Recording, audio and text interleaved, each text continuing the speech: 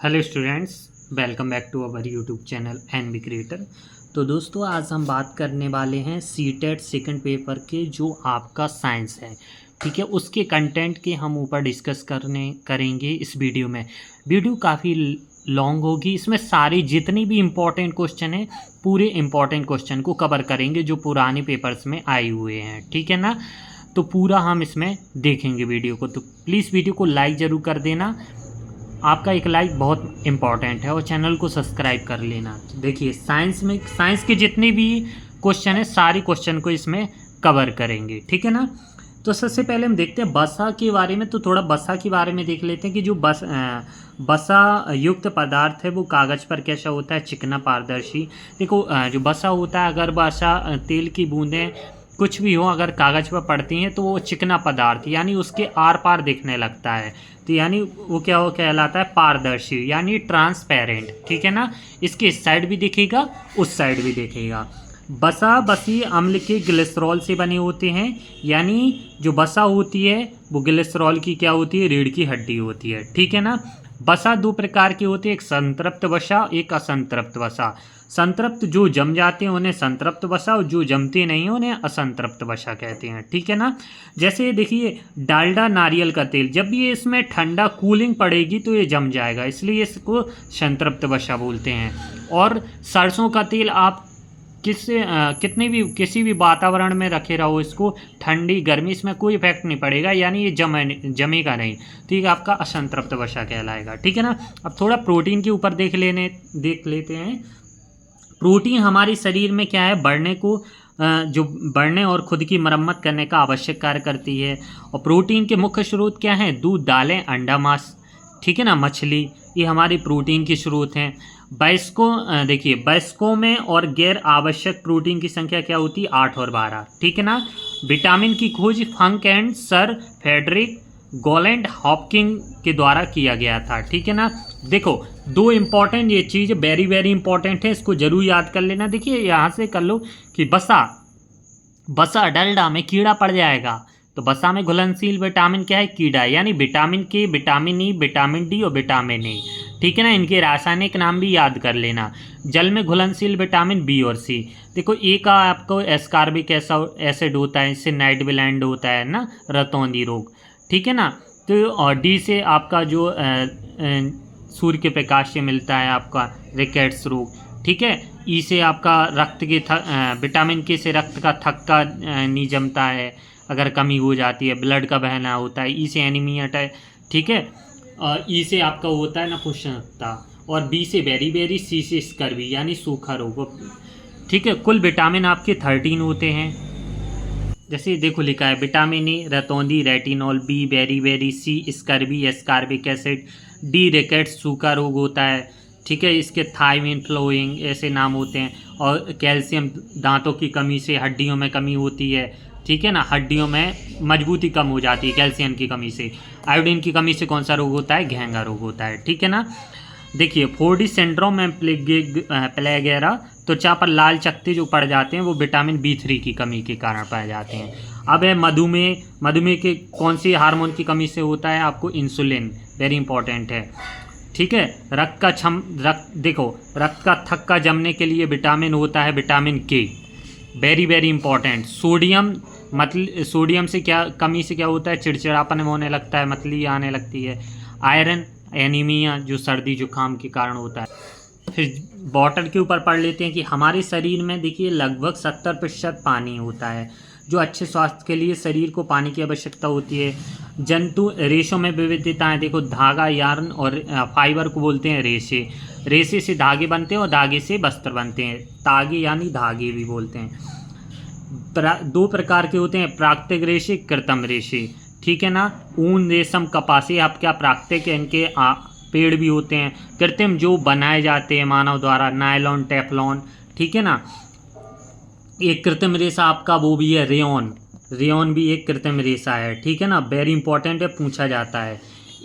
एकमात्र filament fibre रेशे silk, देखियो चमकदार होता है जो सिल्क होता है। सुनहरा रेशा जूट, रेशों का राजा कहलाता है सिल्क, चमकदार होता है। रेशों की रानी कॉटन, कपास, वेरी इंपॉर्टेंट है, ठीक है ना।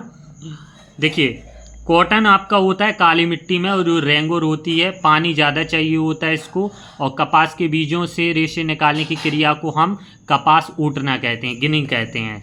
देखो स्पिनिंग कताई से क्या होते हैं, धागे बनते हैं। जंतु रेशे देख लेते हैं कि जो जंतुओं से किस प्रकार से रेशे निकाले जाते हैं।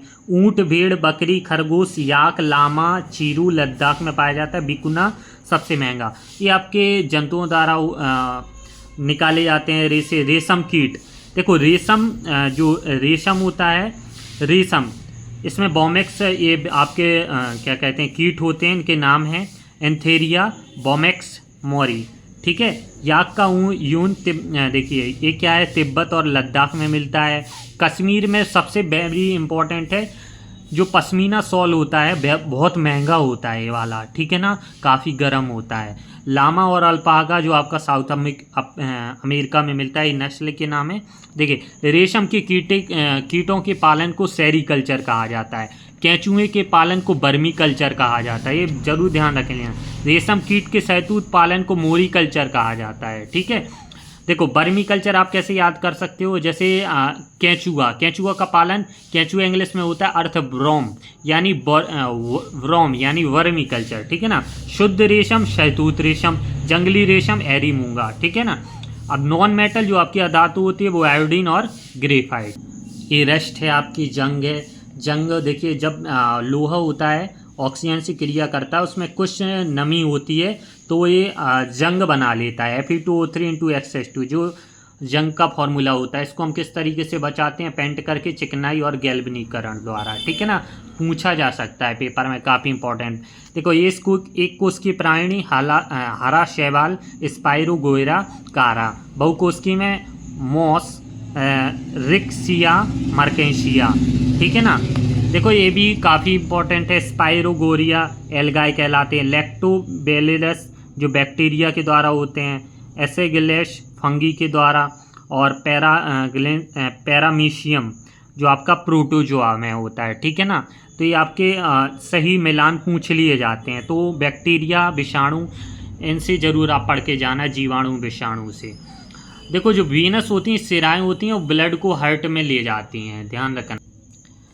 ग्रास नली, ग्रास नली में देखो जो ग्रास नली होती है, ग्रास नली यानी अपनी जो गले की नली दिखाते हैं हम, देखो ये वाली नली ग्रास नली, इसमें कोई पाचन नहीं होता है। ठीक है ना, क्योंकि जो अपन भोजन करते हैं वो सीधा यहाँ जाता है, यानी इसमें अपना कोई पाचन नहीं होता है। तो ग्रास नली में आपका कोई पाचन नहीं होता है। ठीक है ना। आमाशय, आमाशय में कौन सा रस पाया जाता है, वेरी इंपॉर्टेंट। आमाशय, आमाशय में कौन सा रस पाया जाता है, जठर रस, जठर रस। और जठर रस में कौन सा अम्ल होता है, हाइड्रोक्लोरिक अम्ल, HCl। ठीक है ना, जो पेप्सिन और रेनिन से मिलके बनता है।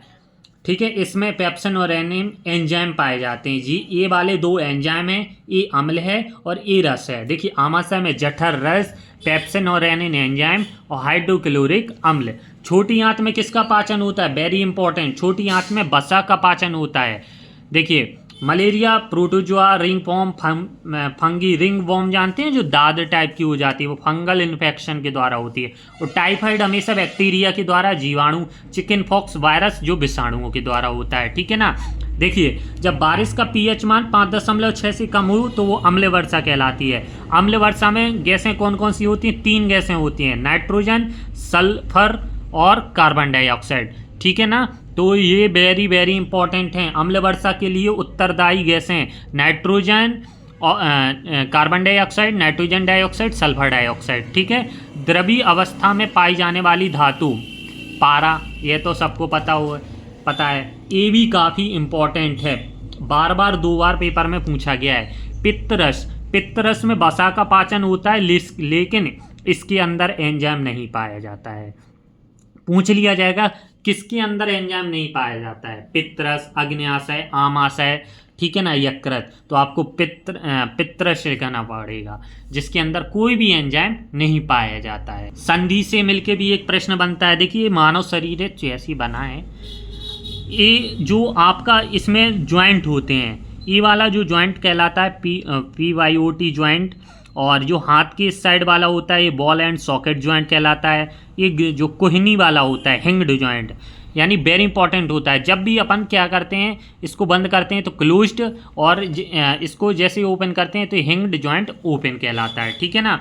ये आपका सैडल जॉइंट कहलाता है, और ये वाला अपना जो जॉइंट होता है वो कहलाता है इलिप्सोइड जॉइंट, ठीक है ना। ये ग्लैंडिन जॉइंट कहलाता है। तो वेरी इंपॉर्टेंट है pivot joint, ball and socket joint, इसे कह दो हम हिंग यानी लटका देंगे, कहाँ से, कोहनी से, तो हिंग जॉइंट, एलिप्सोइड जॉइंट, यहाँ से हम सैडल जॉइंट तोड़ देंगे, ठीक है ना। ये दोनों में ये सैडल जॉइंट कहलाते हैं, ग्लैंडिंग जॉइंट, ठीक है।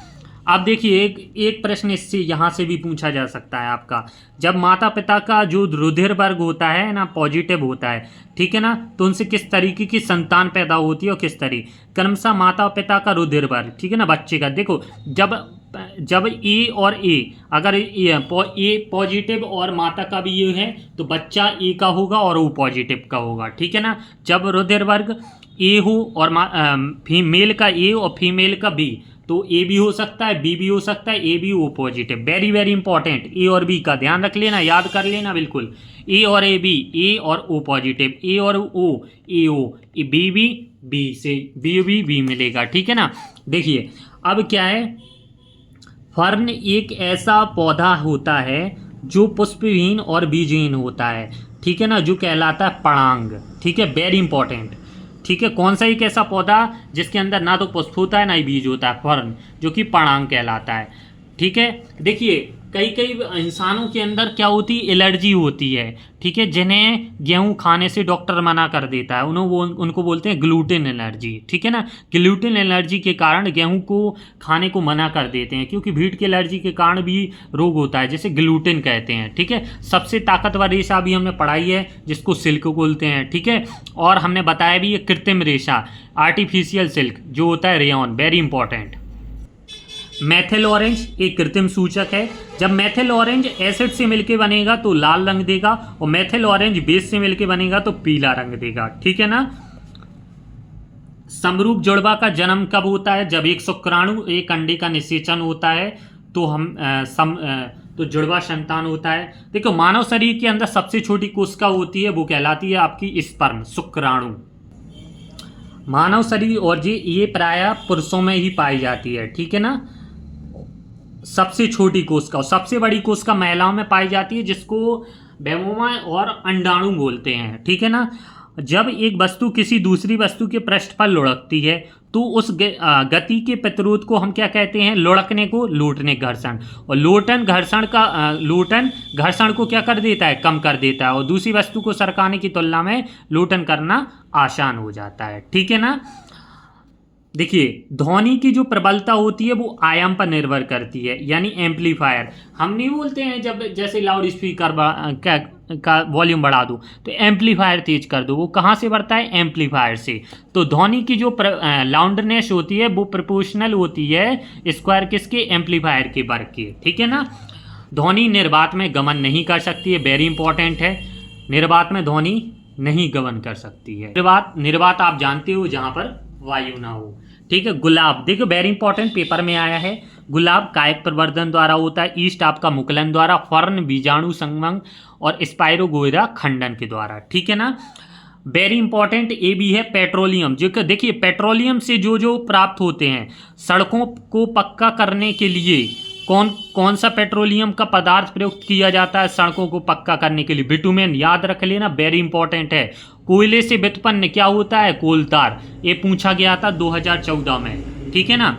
अब देखिए क्या है, ये आपका परावर्तन का नियम है, रिफ्लेक्टिव। देखो ये कहलाता, ये इंसिडेंस एंगल, ये रिफ्लेक्टिव एंगल, ठीक है ना। ये सघन माध्यम, विरल माध्यम, speed in vacuum, speed in medium, यानी सघन में चाल बटे माध्यम में चाल, ठीक है। देखिए क्या होता है, जब सघन से विरल में प्रवेश करती है डायलूट टू रेशियो, तो क्या होता है, सघन से तो दूर हटती, यानी जब हम डॉक्टर के पास जाते हैं तो हम यहाँ से हटते हैं, यार हमें डॉक्टर के पास नहीं जाना है, इससे याद कर लो, तो हम यहाँ से हट जाएंगे। और उस जस्ट उसका उल्टा आरडी, यानी आरडी शर्मा की किताब आती थी मैथ की, जो हमें काफ़ी पसंद होती है, यानी उससे लगा होता है, तो ये टुवार्ड्स यानी उसकी तरफ झुकती है नॉर्मल की तरह। देखिए जो जंतु कोशिका होती है, देखिए जंतु कोशिका पादप कोशिका में सबसे बड़ा अंतर पाया जाता है कि जंतु कोशिका में कोशिका भित्ति नहीं होती है, ना क्लोरोप्लास्ट होता है, यानी जो क्लोरोफिल हरित लवक बोलते हैं जिसको हिंदी में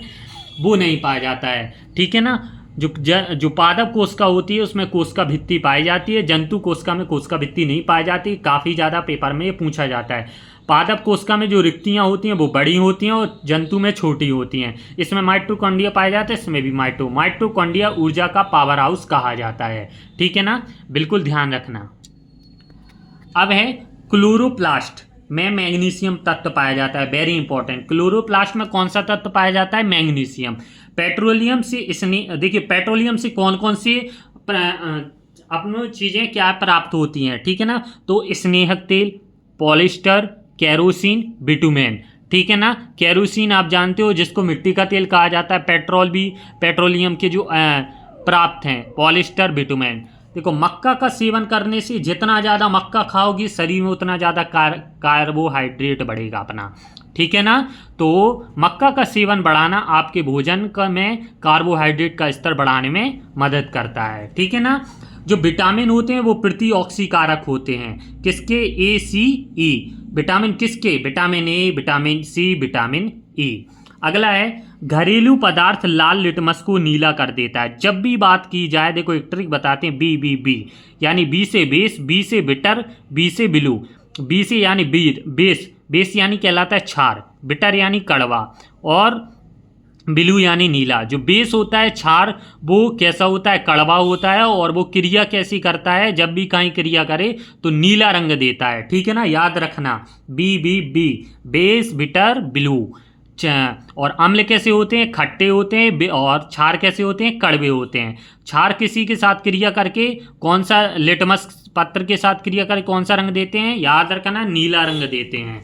देखिए जब भी समतल दर्पण में कोई भी वस्तु रखें, ठीक है ना, जैसे समतल दर्पण में हमने ये समतल दर्पण है, अगर हमने इस वस्तु को 60 डिग्री एंगल में रखा तो उसके कितने कोण? जब भी आपने देखा होगा प्रायः बाल कटवाने जाते हो तो बाल कटवाने में एक यहाँ पर शीशा लगा रहता है, एक उसके पीछे। जब आप कुर्सी पर बैठते हो तो आप देखते हो हमारी इमेजेस कितनी बनती जा रही हैं। वो आपकी बनती हैं एंगल के द्वारा। जिस एंगल पर आप दर्पण के सामने बैठते हो उसका हमें डिवीजन करके -6 सब्ट्रैक्ट कर देना होता है। जैसे हमारा पूरा एंगल, जैसे पूरा सर्कल होता है 360 में से थीटा हमारा 60 दिया गया है। अगर हम 60 डिग्री के एंगल पर बैठते हैं तो दर्पण में हमारे प्रतिबिंब कितनी देखेंगी? छवि, 5 छवि देखेंगी। ठीक है ना। अगला है जल जनित जीवाणु। देखिए जल के द्वारा फैलने वाले रोग हैं वो कौन कौन से हैं? नंबर 1 टाइफाइड, नंबर 2 हैजा। ठीक है ना। देखो हैजा क्या है? मक्खियों के द्वारा भी होता है। और अगर आप गंदा पानी पियोगे, गंदी पानी से बिल्कुल चीज़ें खाओगे तो टाइफाइड और हैजा फैलने के मुख्य कारण होते हैं। अगला है बाष्पन की दर। जो बाष्पन की दर होती है वो आर्द्रता के व्युत्क्रमानुपाती होती है। बाष्पन की दर आर्द्रता के व्युत्क्रमानुपाती होती है, यानी रिवर्स इनवर्सली प्रोपोर्शनल। ठीक है ना। अगला देख, अब है शर्करा का विलयन, जलीय विलयन विद्युत धारा का चालन नहीं करता है। देखिए क्या है, जब भी आप पानी में नमक डालें उसमें करंट, तो करंट आराम से प्रवाहित होगा। जब पानी में आप शक्कर डाल दें तो उसमें करंट नहीं होगा, करंट प्रवाह नहीं होगा। क्यों? तो शर्करा का विलयन विद्युत चालन का पालन नहीं करता है, विद्युत चालन नहीं करता है। जब भी आप शक्कर के पानी में करंट का प्रवाह करेंगे तो उसमें प्रवाह होगा ही नहीं। ठीक है। अनियमित तापी जीवों, अगला देखते हैं। अनियमित तापी जीवों को समष्टि किया गया है। अनियमित तापी यानी जो कोल्ड ब्लड वाले होते हैं, कोल्ड ब्लड और वार्म ब्लड, 2 प्रकार के जीव होते हैं। एक को बोलते हैं समतापी, एक को बोलते हैं असमतापी। आपने जैसे प्रायः देखा होगा, देखिए समतापी जीव और असमतापी जीव। जो असमतापी जीव होते हैं वो क्या करते हैं, जो ठंडी आती है वो अपना छिपने लगते हैं वो दरारों में, क्योंकि उनका जो रक्त होता है वो जमने लगता है। ठीक है, क्योंकि वो असमतापी जीव हैं। जैसे सांप ठंडियों में बहुत कम दिखेंगे आपको, मेढक ठंडियों में कम दिखेंगी, छिपकली भी कम दिखेंगी, कॉकरोच। जैसे जैसे बारिश आने लगेगी सारी चीज़ें दिख जाएंगी, क्योंकि उतना ज़्यादा अब खुला मानसून मिलेगा उनको, तो वो वातावरण के अनुकूल हो जाएंगे। ठीक है ना। क्या है, ये वातावरण के हिसाब से अपने आप को ढाल नहीं पाते हैं, और समतापी जीव को होते हैं जो वातावरण बदलने पर अपने आप को ढाल लेते हैं। मनुष्य किसी भी वातावरण में रह सकता है, हाथी किसी भी वातावरण में रह सकता है, वातावरण का डाउन हो तो उसे कोई फर्क नहीं पड़ेगा। जैसे 30 डिग्री सेंटीग्रेड तो कोई फर्क नहीं, अगर मान के चलो 20 डिग्री हो तो भी कोई फर्क नहीं, यानी ये समतापी कहलाते हैं, और ये काफ़ी ज़्यादा पेपर में पूछे जाते हैं। अगला है चालन, विकिरण और संवहन। देखिए, चालन ठोसों में ऊष्मा का संचरण को चालन करते हैं, और सूर्य से प्राप्त ऊष्मा विकिरण, और द्रवों में ऊष्मा का संचरण होता है वो कहलाता है अपना संवहन। ठीक है, ये भी काफ़ी इंपॉर्टेंट है, पेपर में पूछा गया है। सारे हमने पेपर के उठाकर लिखे हैं यहाँ पर, जो आपके सीटेट सेकंड पेपर के पूरे साइंस में पूछे गए हैं। कोई कार अपनी आधी यात्रा V1 चाल और शेष आधी यात्रा V2 चाल से तय करती है, तो 4 की समस्त यात्रा नेट चाल कहलाती है। 2V1 V2 upon V1 plus V2। अगला है, देखिए, जठर ग्रंथियों, वेरी वेरी इंपॉर्टेंट। जो जठर ग्रंथियाँ हैं वो पेट के द्वारा स्रावित HCl एसिड से आमाशय, देखो अभी हमने पढ़ाया था इसके पहले ही, आमाशय में कौन सा अम्ल पाया जाता है, HCl, और 2 एंजाइम पाए जाते हैं जिन्हें रेनिन और पेप्सिन बोलते हैं। ठीक है ना। जो अपनी पेट की परत होती है, पेट की ऊपर की परत कहलाती है अपना श्लेष्मा, जिसे मिक्यूस बोलते हैं, और इसके अंदर अपना HCl जो अपना क्या करता है, पचाने में मदद करता है। ठीक है ना, डायलिसिस करता है। अगला देखते हैं, जंतु कोशिका के 4 घटक होते हैं। कौन कौन? जंतु कोशिका झिल्ली, कोशिका द्रव, केंद्रक और राजधानी। देखिए, जंतु कोशिका में कोशिका भित्ति नहीं पाई जाती। ठीक है, ध्यान रखना। रिक्तिकाएं इसमें छोटी होती हैं। ठीक है ना। और माइटोकॉन्ड्रिया इसमें भी पाया जाता है। लेकिन इसके जो 4 संगठक हैं, कोशिका झिल्ली, कोशिका द्रव, केंद्रक और राजधानी। रबी फसलों का समूह, देखिए रबी की फसल काटी जाती हैं अप्रैल जून में, बोई जाती हैं अक्टूबर और दिसंबर में, जिसमें रबी की फसलों में चना, सरसों, मटर, गेहूँ, और जो खरीफ की फसल होती है चावल, मूंग, उड़द, जौ, मूंग, जो आपकी बोई जाती हैं जून जुलाई और काटी जाती हैं आपकी सितंबर अक्टूबर में। ठीक है ना। अगला देखते हैं, ये आपके रेडियो एक्टिव के जो तत्व हैं जो अधिक अभिक्रियाशील, जैसे potassium, sodium, calcium, magnesium, aluminium, zinc, iron, lead, hydrogen, copper, mercury, चांदी, सोना। ठीक है ना। कम क्रियाशील, अधिक क्रियाशील, रेडियो डिक्रीज। ठीक है ना। जो मुक्त अवस्था में पाए जाते हैं, देखिए मुक्त अवस्था में सोना, चांदी, मरकरी, कॉपर, तो ये आपकी मुक्त अवस्था में पाई जाने वाली धातु हैं। ठीक है। तो चलिए आगे देखते हैं नेक्स्ट पॉइंट। जो संपर्क बल होते हैं, जो संपर्क बल यानी कांटेक्ट फोर्स अपना किसके द्वारा लगते हैं, पेशी बल के द्वारा। पेशी बल हाथों से लगता है, मांसपेशियों से लगता है। सूत्रकण का एटीपी का पूरा नाम है एडिनोसिन ट्राइफॉस्फेट, जो राइबोसोम में, देखिए एटीपी राइबोस, देखो जो सूत्रकण का होती है वो एटीपी से, इसका मतलब इसका वो है, तो राइबोसोम का किसके द्वारा होगा, प्रोटीन के द्वारा होगा। ठीक है ना। अगला है कोशिका का बिजली घर, माइटोकॉन्ड्रिया का कहा जाता है। कोशिका का भंडार गृह किसको कहा जाता है, रिक्तिका को, जो भंडारण करती है। कोशिका का सूचना केंद्र, जो पूरे शरीर में कोशिकाओं को सूचना कौन देता है, केंद्रक। कोशिका का द्वारपाल, यानी कोशिका के बाहर के जो द्वारपाल होता है, यानी जो हमारी कहलाती है क्या है, कोशिका झिल्ली। ठीक है ना। अगला है उर्वरकों में उपलब्ध पोषक तत्व, नाइट्रोजन, फास्फोरस, पोटेशियम, यानी पीके, जो पीके है, पीके से याद करो PKN, यानी पोटेशियम, फास्फोरस, नाइट्रोजन। जब भी हम किलोमीटर घंटा को मीटर प्रति सेकंड में बदलते हैं तो 5/18 का मल्टीप्लाई करते हैं। जैसे देखिए मीटर क्या है, घंटा बड़ा है कि मीटर बड़ा है, मीटर छोटा है तो हमें 5/18 से गुणा करना पड़ेगा। सेम अगर इसका उल्टा करें, मीटर से किलोमीटर प्रति घंटा बनाना पड़ेगा, तो किलोमीटर में ज़्यादा चाहिए, तो ज़्यादा के लिए हमें बड़े को ऊपर करना पड़ेगा, छोटे को नीचे करना पड़ेगा, तो 18/5। ध्यान रखना, बदलने के लिए आते हैं। मुक्त अवस्था में पाई जाने वाली धातु Ag, Au, Pt। ठीक है। बैरोमीटर से वायुमंडलीय दाब नापा जाता है। अगला है गेहूं, चना, अनाज उगाए जाने के लिए मृदा होनी चाहिए, कैसी, मृणमय और दुमटी मृदा। मानव शरीर की छोटी आंत और बड़ी आंत की लंबाई का अनुपात रेशियो होता है 5:1 यानी 5:1।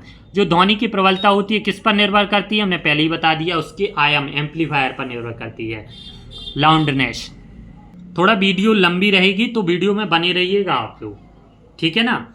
चलिए, शर्करा को एल्कोहल में बदलने की क्रिया कहलाती है किण्वन, ठीक है। धात्विक ऑक्साइड आपके क्षारीय प्रकृति के होते हैं। पेशीय में समुचित प्रकार के लिए खनिज आवश्यक सोडियम और पोटेशियम होता है। ईंधन का ऊष्मीमान इकाई होती है किलोजूल प्रति किलोग्राम, ठीक है। अगला है जो अमीबा है वो कैसा जीव है, एक कोशिकीय। अमीबा में कोशिकी में एक कोशिका झिल्ली होती है, एक सघन केंद्र एवं कोशिका। एलपीजी का जो एलपीजी है उसका सबसे अधिक ऊष्मीमान होता है, ठीक है ना। अगला पॉइंट देखते हैं, प्रकाश संश्लेषण में अपना भोजन तैयार कर सकता है, कौन सा कर सकता है, कवक, राइबोसोम, विषाणु, शैवाल। तो प्रकाश संश्लेषण में अपना भोजन कौन, शैवाल तैयार कर सकता है। दूध में मौजूद पोषक तत्व हैं, कौन कौन से, प्रोटीन, कैल्शियम, विटामिन डी, ठीक है। एंटीसेप्टिक, रोगाणु रोधक के रूप में घावों पर लगाए जाने वाली जो कौन सी चीज, बैंगनी रंग की विलयन युक्त अधातु है, याद रखना। जो हम कट जाता है जहाँ पर डॉक्टर नीले रंग का जो दवाई लगाते हैं वो क्या लगाते हैं, आयोडीन। केंचुआ का पालन वर्मी कल्चर, रेशम के कीट का पालन सेरीकल्चर और मछली का पालन सिपीकल्चर, ठीक है ना। अगला है सबसे बड़ी ग्रंथि यकृत, आमाशय, यकृत जिसको लीवर बोलते हैं हिंदी में। आमाशय प्रोटीन का पाचन करता है। वसा का पाचन आपका छोटी आंत में होता है। पित्तरस संग्रहित होता है पित्ताशय में, ठीक है ना। अग्न्याशय में पाचन रस को छोटी आंत में स्रावित करता है, ठीक है ना। और आमाशय में कौन सा अम्ल पाया जाता है, हाइड्रोक्लोरिक अम्ल। कौन सी एंजाइम, पेप्सिन और रेनिन, ध्यान रखना भूलना नहीं। वसा में पाचन कहाँ होता है, छोटी आंत में होता है। ईस्ट मुकुलन के द्वारा आलू कायक प्रवर्धन, शैवाल विखंडन, कवक बीजाणु निर्माण, ठीक है ना। चींटी के डंक में कौन सा एसिड पाया जाता है, फार्मिक एसिड, जिसे बोलते हैं मेथिनोइक एसिड, ठीक है ना। HCOOH इसका फॉर्मूला होता है। दुनिया में पाए जाने वाला सबसे लंबा सांप होता है जालीदार अजगर, ठीक है। मानव शरीर का मूत्र का वास्तविक मार्ग क्या है, कैसे मानव शरीर का जो सबसे पहले वृक्क यानी लीवर, ठीक है, फिर होती है मूत्रवाहिनी, फिर मूत्राशय और मूत्र मार्ग, ठीक है ना। ध्यान रखना ये क्रम कई बार रिपीट किया गया है, एक बार और रिपीट करने को देखने को मिल सकता है, भूलना नहीं। लीवर से मूत्रवाहिनी, ठीक है ना, जो मूत्राशय और फिर मूत्र मार्ग के द्वारा बाहर निकल जाता है, ठीक है ना। अगला है रसायन आमतौर पर खाद्य परिरक्षकों के रूप में उपयोग किए जाते हैं जो बचाते हैं सड़ने, सोडियम मेटा बाइसल्फेट या सोडियम बेंजोएट। असंपर्की बल गए कौन कौन सा, चुंबकीय बल, गुरुत्वाकर्षण बल, स्थिर वैद्युत बल। दाब का एसआई मात्रक क्या है, ठीक है ना, न्यूटन प्रति मीटर, या इसी को बोलते हैं शायद पास्कल, जहां तक मैं गलत ना हूं, ठीक है ना। अगला है देखो क्या है, जैसे प्रकाश की किरण समतल दर्पण है, यहाँ पर इसका रिफ्लेक्ट 40 डिग्री का बन रहा है, तो पूरा ये एंगल कितने का बनेगा। देखो ये आपतित किरण है तो परावर्तित किरण के बराबर होती है 40 बनेगा, तो ये भी हमारा 40 बनेगा। और 40 से 40 कितना है 80, और पूरा कितना होता है 180, ठीक है। रिजू देखिए तो 180 माइनस 80 ये हमारा कितना आएगा 100 डिग्री सेंटीग्रेड, ठीक है ना। या आप इससे भी कर सकते हो, जैसे ये हमारा अभिलंब है, अभिलंब हमारा कितना होता है 90 डिग्री का, तो ये 40 है तो ये 50 होगा, ये 40 ये 50 50 50 कितना हो जाएगा 100, तो भाई हमने निकाला है एंगल 100। देखिए जूलॉजी के जो जनक हैं वो कहलाते हैं अरस्तु, और बॉटनी के जनक को हैं कौन से हैं, थियोफ्रास्टस, ठीक है। सेल के बारे में थोड़ा बहुत पढ़ लेते हैं। सेल की खोज की थी रॉबर्ट हुक ने, ठीक है ना, सन 1665 ईस्वी में की थी शायद, ठीक है ना। और जो मृत कोशिका की खोज की थी रॉबर्ट हुक ने, और जीवित कोशिका की उन्होंने की थी ल्यूवेनहॉक ने। कोशिका का अध्ययन कहलाता है साइटोलॉजी। कोशिका का सिद्धांत हमारा होता है स्लाइडेन, किसने प्रतिपादित किया था, स्लाइडेन और श्वान। सबसे छोटी कोशिका होती है वो माइकोप्लाज्मा, सबसे बड़ी कोशिका होती है शुतुरमुर्ग का अंडा, अब बात कर लेते हैं मानव शरीर में, ये तो सबसे छोटी और बड़ी हैं। शुतुरमुर्ग एस्ट्रिच, जिसको एस्ट्रिच भी बोलते हैं, शुतुरमुर्ग, ठीक है। माइटोप्लाज्मा ये सबसे छोटी कोशिका होती है। मानव शरीर की सबसे छोटी कोशिका होती है शुक्राणु स्पर्म। मानव शरीर की जो पुरुषों में पाई जाती है। मानव शरीर की सबसे बड़ी कोशिका महिलाओं में अंडाणु ओवाम। मानव शरीर की सबसे लंबी न्यूरॉन मस्तिष्क से पैर तक जुड़ी रहती है, सिर से लेके तलवे तक, ठीक है ना। यही पूरा हमारा तंत्र का तंत्र को चलाती है, इसी को तंत्र का तंत्र बोलते हैं, न्यूरॉन, ठीक है ना। अब देख लेते हैं प्रोटीन का निर्माण आपका राइबोसोम करता है। कोशिका एक झिल्ली में रहती है जिसे प्लाज्मा झिल्ली कहते हैं। कोशिका का विभाजन कहलाता है सेंट्रोसोम, ठीक है ना। अंतः प्रदत्त जालिका यानी जो स्वयं देती है कोशिका का, किसको कहते हैं, ईआर, कोशिका का कंकाल। छोटे जीवों में राइबोसोम 70S होते हैं और बड़े जीवों में राइबोसोम कितने होते हैं, 80S, ठीक है ना। अगला है जो न्यूक्लियस केंद्रक की खोज किसने की थी, रॉबर्ट ब्राउन ने। राइबोसोम जल बटन। आत्मघात की शैली, वेरी वेरी इंपॉर्टेंट, पूछा जा सकता है। आत्मघात की शैली किसको कहा जाता है, लाइसोसोम। लाइसोसोम। कोशिका के अंदर कौन सा द्रव होता है, जीव द्रव, जिसे पुंकेसर भी कहते हैं, ठीक है ना। बहुत सारे क्वेश्चन है साइंस के, ठीक है ना। इसके पूरे जितने भी क्वेश्चन पूछे गए सारे क्वेश्चन को हमने इस वीडियो में डिस्कस किया है, तो पूरे वीडियो को जरूर देखना आप लोग। संगमरमर जो कहलाता है ताजमहल, स्मारक जैसे ताजमहल प्रदूषक गैस के कारण नष्ट हो रहे हैं। जो ताजमहल पहले सफ़ेद था जो पीला पड़ता जा रहा है, वो कौन सी गैस के कारण, जो सल्फर डाइऑक्साइड है, ठीक है ना। दूरी मापने की इकाइयाँ हैं क्यूबिट, मीटर, प्रकाश वर्ष। अचार रखने के लिए सबसे पहले कांच में जो अचार रखते हैं, अचार सबसे ज़्यादा किस में, देखिए ऐसे भी पूछा जा सकता है, जैसे मीना को अपना अचार रखना है, वो अचार किस में रखेगी सबसे ज़्यादा सुरक्षित रहेगा, तो कांच के जार में, क्योंकि कांच के जार में हवा का आदान प्रदान नहीं हो पाता है, ठीक है ना, वो पूरी तरीके से निर्वात रहता है, तो कांच अचार सुरक्षित रहता है। और सबसे पहले इसमें से नमी निकाली जाती है जिसे धूप में सुखाकर, ठीक है ना, इसलिए वो खराब नहीं रहता है। धमनियाँ क्या करती हैं, रक्त को हृदय से विभिन्न अंगों तक ले जाती हैं। कार्बन डाइऑक्साइड को हृदय से धमनियों तक ले जाने का कार्य कौन सी धमनी करती है, फुफ्फुस धमनी। न्यूलैंड का अष्टक नियम का पालन कैल्शियम तक किया जाता है, ठीक है। उत्क्रमित किया जाता है मोम का घोल। गति का प्रथम नियम कहलाता है हमारा जड़त्व का नियम। गति का द्वितीय नियम संवेग का नियम। गुरुत्वाकर्षण सिद्धांत का मात्रक क्या होता है, न्यूटन मीटर स्क्वायर प्रति किलोग्राम स्क्वायर। मानव शरीर की सबसे बड़ी ग्रंथि हमारी है लीवर, यकृत। मानव शरीर की दूसरी सबसे बड़ी ग्रंथि जो अग्न्याशय है। दही जमने के लिए अम्ल लैक्टिक एसिड जो दूध में भी पाया जाता है। डायलिसिस का प्रक्रम जुड़ा होता है उत्सर्जन तंत्र से, ठीक है ना। रीढ़ की हड्डी से जोड़ी तंत्रिकाएं कितनी होती हैं, 31 होती हैं। जो करंट होती है यानी जो कहलाती है धारा बराबर आवेश बटे समय यानी चार्ज अपॉन टाइम। टेफ्लॉन बना होता है टेट्राफ्लोरो एथिलीन का, ठीक है ना। ऋणात्मक कार्य के प्रकरण में बल एवं विस्थापन के बीच का कोण होता है 180 डिग्री। लालटेन पर बत्ती का जो तेल चढ़ता है वो किसके द्वारा चढ़ता है, केशिकत्व के द्वारा, ठीक है ना। दाब का SI मात्रक होता है पास्कल, ठीक है। एक न्यूटन मीटर स्क्वायर प्रति किलोग्राम, जो अभी हमने पढ़ा था शायद, देखो आ गया ना वही। वायु में ध्वनि की चाल होती है 332 मीटर प्रति सेकेंड। परम शून्य ताप 0 केल्विन या -273 डिग्री सेल्सियस। सबसे भारी धातु होती है ओस्मियम, OS, ठीक है। बस थोड़े से और बचे हैं। एक धातु जो कक्ष तापमान पर तन्य नहीं है, कौन सी, जिंक धातु। एक धातु जो विद्युत का सुचालक है, ग्रेफाइट। एक धातु जो मुलायम है तथा चाकू द्वारा काटी जाती है, कौन सी, सोडियम। सोडियम को आप चाकू से काट सकते हो, जब भी इन्हें खुले में रखते हो तो ये आग लग जाती है, क्योंकि ये बहुत ही क्रियाशील धातु है और ये वायु के संपर्क में आने पर आग पकड़ लेती है, ठीक है ना, सोडियम। इसलिए इसे मिट्टी के तेल में रखा जाता है। एक अधातु जो वायु के संपर्क में आने पर प्रज्वलित हो जाती है, फास्फोरस, ठीक है ना। और सल्फर तो क्या होता है, विस्फोटी हो जाता है वायु में। एक चमकने वाली धातु को अधातु, आयोडीन। आयोडीन कहाँ पर लगाया जाता है, ध्यान रखो, आयोडीन डॉक्टर जो कट जाता है वहाँ पर नीले बैगनी कलर का लगा देता है, वो आयोडीन ही होता है। सबसे हल्की धातु होती है लिथियम, सबसे हल्की लिथियम। सबसे भारी ओस्मियम, गैलिना किस धातु का एस्क है? लेड का, ठीक है ना, लेड सल्फेट का, PbS। समुद्र की गहराई फेडोमीटर से नापी जाती है। संक्रमण रोधी vitamin, vitamin A, retinol.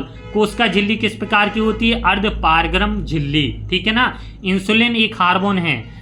Insulin कैसा है? एक हार्मोन है। इंसुलिन की कमी से मधुमेह, मधुमेह को इंग्लिश में बोलते हैं डायबिटीज। डायबिटीज किस हार्मोन की कमी से होता है? इंसुलिन हार्मोन की कमी से होता है। तारक काय क्या है? कोशिका का विभाजन ही तारक काय कहलाता है, और कोशिका का विभाजन होना बहुत जरूरी है। ल्यूकोसाइट कहलाता है WBC। प्रोटीन की फैक्ट्री राइबोसोम। प्रोटीन की कमी से रोग कौन सा होता है? क्वास्कोर रोग, जो पतले हो जाते हैं, ठीक है। 1 जूल में 10⁻7 अर्घ होते हैं। ऊर्जा एक राशि है। कैसी राशि है? ऊर्जा एक अदिश राशि है। समतल दर्पण, देखिए जो अपने घर में रखे जाते हैं उनसे जो प्रतिबिंब बनते हैं वो उल्टे और आभासी होते हैं। एक पार्सेक बराबर 3.26 इंटू प्रकाश वर्ष होता है। पॉजिस्टोन की खोज एंडरसन ने की थी। Bleaching powder, very very important, हर कंपटीशन एग्जाम में पूछा जाने वाला प्रश्न है ब्लीचिंग पाउडर का रासायनिक नाम। कैल्शियम ऑक्सीक्लोराइड या कैल्शियम हाइपोक्लोराइड या CaOCl2। डायनेमो जनरेटर, जो यांत्रिक ऊर्जा को विद्युत ऊर्जा में परिवर्तित करता है। सारे ये क्वेश्चन आपके ओल्ड पेपर में पूछे गए हैं, ठीक है ना, तो जरूर आप पढ़ के जाइएगा। किसी वस्तु की ऊंचाई 3 सेंटीमीटर है, एक छवि की ऊंचाई 12 सेंटीमीटर, इसका आवर्धन क्या होगा? मैग्निफिकेशन। मैग्निफिकेशन बराबर आपने पढ़ा होगा प्रतिबिंब की ऊंचाई बटे वस्तु की ऊंचाई। प्रतिबिंब 12 दी गई, 3 यानी 4 आ जाएगा। इस सेंटीमीटर में नहीं होता है, ठीक है। वृषण यानी टेस्टिड, जो पुरुषों में पाए जाते हैं उनसे निकलने वाला हार्मोन होता है टेस्टिस से कौन सा होता है? टेस्टोरेन, ठीक है। और महिलाओं में प्रोजेस्टेरोन, ठीक है। ओजोन परत की क्षय का कारण कौन सा होता है? ओजोन की परत की क्षय का कारण CFC, क्लोरोफ्लोरोकार्बन, यानी इससे क्लोरीन गैस होती है। अगला है, ये कौन से मंडल में पाई जाती है? समताप मंडल में। यूकैरियोट कोष का अंदर पाया जाता है कौन सा? न्यूक्लियस यानी केंद्रक। देखो, रेनिस बटर यानी विकृत गंदी मक्खन कौन सा अम्ल पाया जाता है? ब्यूटेरिक अम्ल, ठीक है ना। गर्भ के शिशु में पोषण मिलता है प्लेसेंटा। कोयले का शुद्धतम रूप एंथ्रासाइड। मानव सर्जन तंत्र में अपशिष्ट निष्कासन के लिए, देखिए फिर से पूछा गया है। सबसे पहले किडनी से आपकी मूत्रवाहिनी से मूत्राशय, और मूत्राशय मूत्रमार्ग, यानी किडनी, यूरिट्रस, यूरिनी ब्लैडर और अर्का, ठीक है ना। WBC आपका प्रतिरक्षा तंत्र होती हैं। द्वितीय हीमोग्लोबिन आपकी RBC कहलाती हैं। पहली आपकी WBC होती हैं, जो रेड ब्लड सेल। द्वितीय हीमोग्लोबिन, पहला हीमोग्लोबिन, द्वितीय हीमोग्लोबिन आपका RBC कहलाती हैं, यानी रेड ब्लड सेल, लाल रुधिर कणिकाएं। तृतीय प्लेटलेट्स आपका कहलाती हैं रक्त का थक्का। चतुर्थ रक्त ऑक्सीजन। जंतु कोशिका में उपस्थित नहीं पाया जाता है कोशिका भित्ति, ध्यान रखना, कोशिका भित्ति जंतु कोशिका में नहीं पाया जाता है। और क्लोरोप्लास्ट भी नहीं पाए जाते, तो पादप कोशिका में पाया जाता है। जंतु का परिसंचरण तंत्र के मुख्य घटक हैं हृदय, रक्तवाहिनियां और रक्त। जाइलम का कार्य होता है जड़ों तक पहुंचाना। फ्लोएम का भोजन बनाना। टूटी हड्डियों में प्लास्टर ऑफ पेरिस का उपयोग किया जाता है, वो कैसे बना होता है? जिप्सम के द्वारा। जब जिप्सम को में जल का क्या कहते हैं, क्रिया कराते हैं, तो हमारा प्लास्टर ऑफ पेरिस बनता है। गलनांक उच्चतम होता है, किसका होता है? टंगस्टन, जो बल्ब में लगा होता है, इसलिए बल्ब जल्दी टूट जाता है। 100 वाट का बल्ब होगा, उसमें टंगस्टन देखते हैं, जैसे ही ज़्यादा वोल्टेज आता है तो वो टूट जाता है। देखो, वर्मी कंपोस्ट ये होती है खाद का नाम है, ठीक है ना। ये कौन पैदा करता है? ये केंचुआ करता है, इसलिए केंचुए को किसान का मित्र भी कहा जाता है। केंचुए का पालन का आपका कहलाता है वर्मी कल्चर। अमीनो एसिड का निर्माण होता है प्रोटीन। चांदी काली काय के कारण होती है? Ag2S के कारण होती है। धातु ऑक्सीजन के साथ क्रिया करके क्षारीय ऑक्साइड। चूना पत्थर का रासायनिक नाम COC3, यही आपके संगमरमर का है जो ताजमहल बना है।